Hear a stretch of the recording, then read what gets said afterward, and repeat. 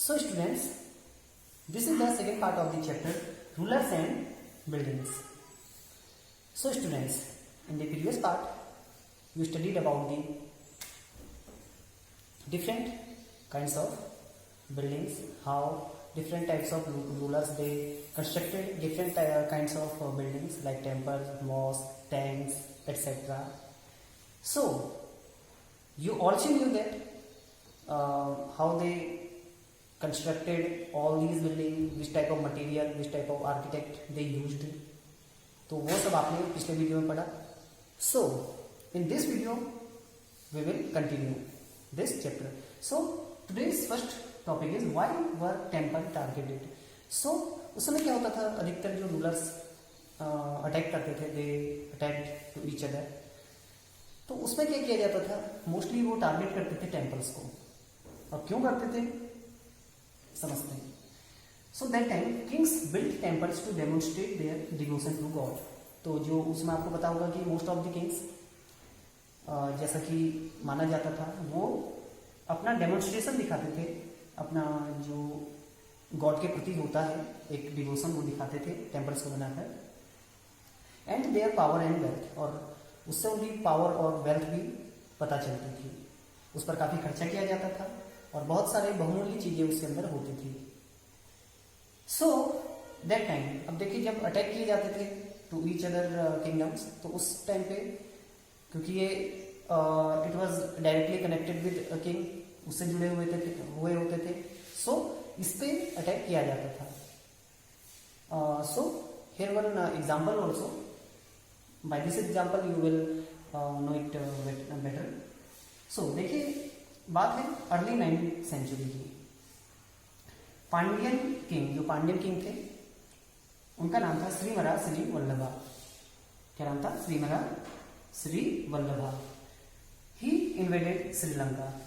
उन्होंने श्रीलंका पे अटैक किया. और वहां के किंग कौन थे? सेन वन, जिन्होंने रूल किया 1831 टू 1851 तक. So when he attack there, according Buddhist monk and chronicler, वहाँ के जो एक बुद्धिस्ट मॉन्क थे और क्रॉनिकल जो इतिहासकार भी थे, उनका नाम था धम्माकित्ती. तो उन्होंने देखिए अपनी जो बुक है उसमें बताया है, इसका वर्णन किया है. He explained that when he attack there he looted many things from there.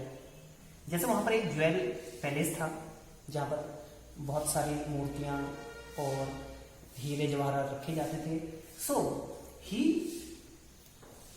captured, he seized Buddha statue from there. It was totally made of gold. ये पूरी सोने की बनी हुई मूर्ति थी. किसकी? लॉर्ड बुद्धा की. And he also seized other golden images from different monasteries. जो वहाँ पर अलग अलग monasteries थी, जो monk monasteries थी, वहाँ से भी श्रीमरा श्री वल्लभा ने और भी चीजें क्या की, उन्हें ले लिया, लूट लेने की. सो देखिए, it was very bad news for the Sen one.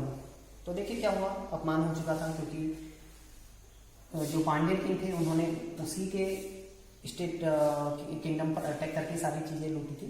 So revenge, for the revenge, next king of Sri Lanka, उस समय सिंहला भी बोला जाता था. सो नेक्स्ट सिंहलीज किंग, जिनका नाम बोला है Sen two. So Sen two he attacked on Pandyan king.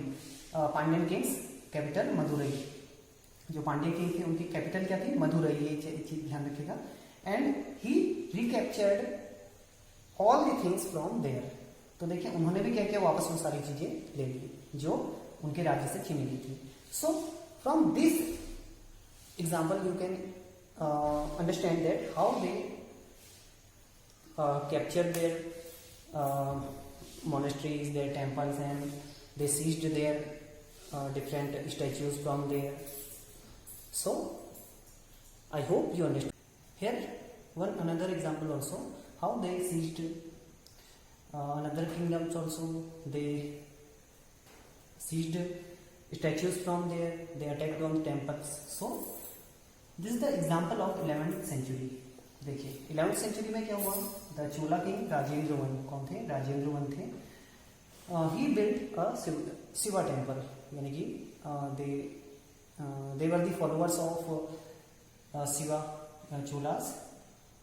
So he built a Shiva temple, who Chola king Rajendra one.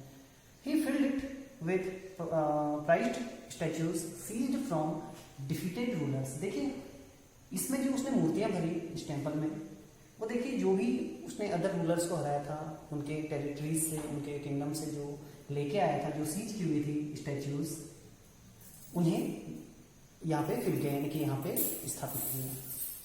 देखिए there is example also.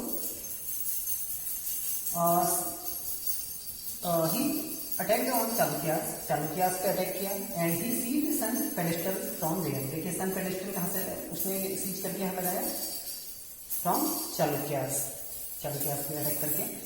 And from eastern Chalukyas he seized Ganesha and Nandi statue, this were the god of Hindus.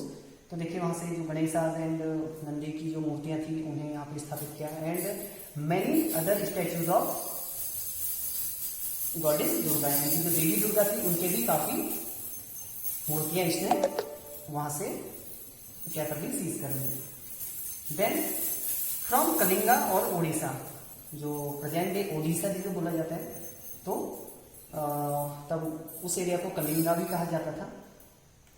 So from Kalinga he seized Bhairav and Bhairavi statues. Bhairav is form of Lord Shiva, and Kali, goddess Kali, her statue from Palas of Bengal।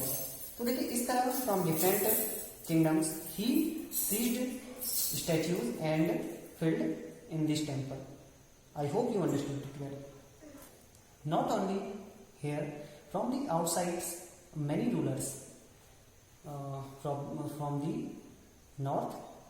northwest, many rulers they attacked on India here in temples, and they looted many things from there, and many a time they destroyed these temples also, like Sultan Mahmud of Ghazni.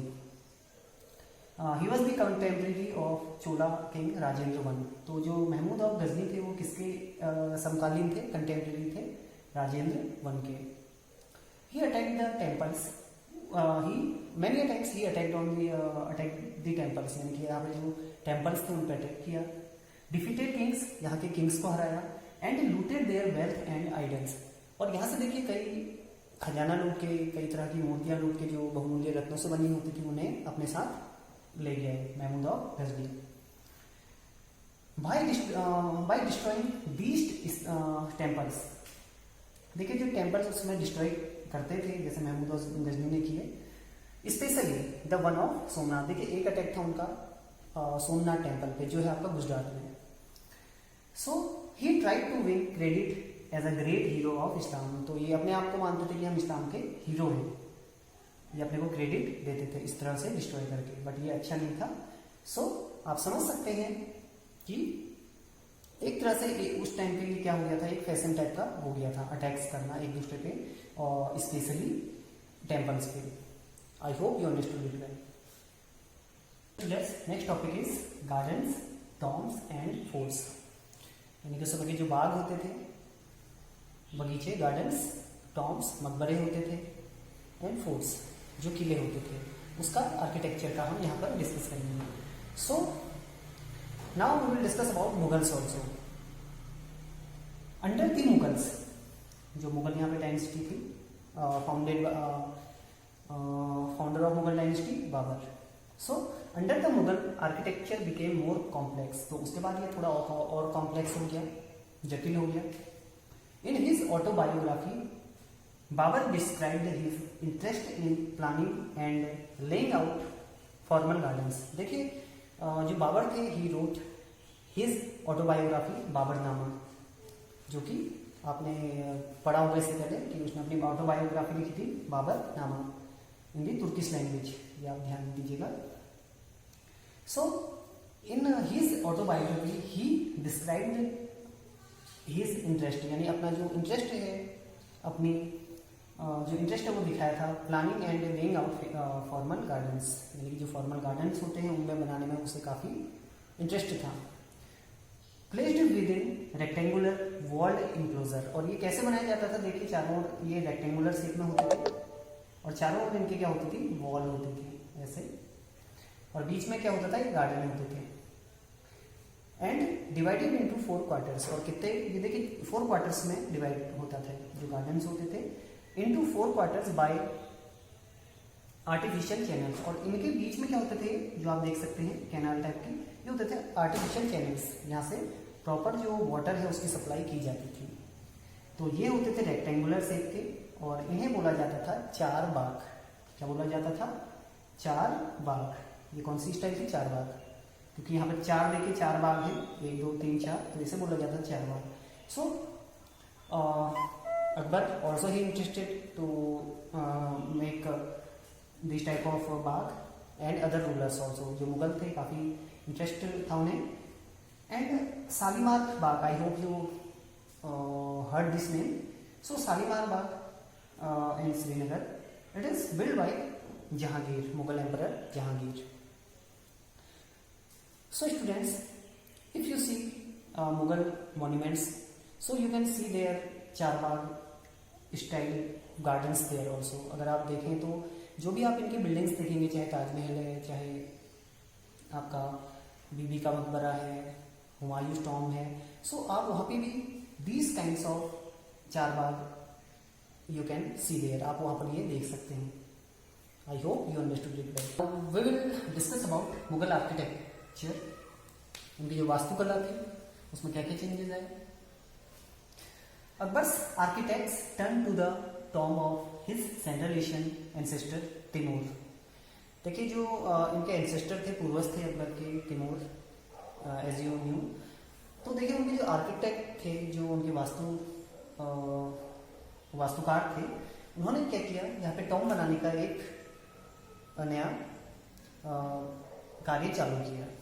सो कहाँ से प्रेरणा ली उन्होंने, उनके जो ancestor थे central Asian Timur, because वहाँ पे भी इस टाइप की आर्किटेक्चर चलता था।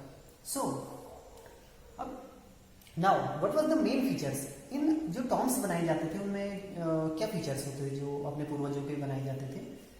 तो देखिए the central towering dome and the tall gateway became the more important aspects of Mughal architecture. देखिए अगर बात करें मुगल आर्किटेक्चर की, तो वहां पर सेंट्रल टावरिंग डोम आपने इस टाइप का देखा होगा, जैसे ताजमहल में भी है, तो ये वहां पर आर्किटेक्चर का मुख्य हिस्सा था। इसके अलावा द टॉल गेटवे, सामने से जो टॉल गेटवे होता था, ऐसा आपने देखा होगा सामने, तो इसे बोला जाता था पिस्तक। क्या बोला जाता था, पिस्तक, ये ध्यान रखिएगा। और ये था आपका सेंट्रल डोम, जो गुंबद होता है ऊपर से, हिंदी में गुंबद कहा जाता है। First visible in Humayun's Tom, सबसे पहले किस पे दिखाई दिया, हुमायूंस टॉम, जो हुमायूं का जो मकबरा था उसमें ये फीचर दिखाई दिए उनके आर्किटेक्चर के। सो स्टूडेंट्स, बात करें अगर हुमायूं टॉम की, क्योंकि सबसे पहली बार उसमें दिखाई दिया जो सेंट्रल ये टावरिंग डोम था और जो ये पिस्तक था।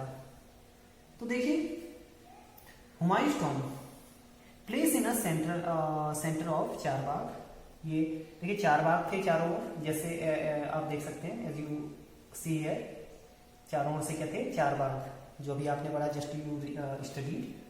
सो इनके मिडिल में ये बना हुआ था। Build in traditional known as 8 paradise और हस्त विहिस्त, ये चीज ध्यान रखिएगा। इसमें जो देखिए मेन आपका जो बिल्डिंग थी, उसके अंदर जहाँ पे हुमायूं टॉम, यानी कि जो हुमायूं की जो थी यहाँ पर कब्र, उसके चारों ओर देखिए यहाँ पर 8 रूम थे। कितने थे, 8 पैराडाइज भी कहा जाता था जिन्हें, और इसको हस्त विहिस्त भी कहा जाता था। A central hall surrounded by 8 rooms, एक सेंट्रल हॉल होता था, चारों ओर कितने रूम होते थे, 8 रूम्स, तो ये क्या कहलाते थे, हस्त बिहिस्त और एट पैराडाइज। बात करें अगर आपके हुमायूं टॉम की, it was made by red sandstone, जो लाल बलुआ पत्थर होता है उससे ये बना हुआ था, एज्ड विद व्हाइट मार्बल, और जो किनारे थे इसके किसके बने हुए थे, व्हाइट मार्बल के। फुल्ली ये मार्बल से नहीं बना था बल्कि किससे बना था, रेड सैंडस्टोन से। सो इसी से प्रेरणा लेके आपका ताजमहल भी बनाया गया था। As if you see Humayun tomb, so it's looks like Taj Mahal, क्योंकि इसके बाद इसी से प्रेरणा लेते हुए ताजमहल बनाया गया। आई होप यू अंडरस्टूड।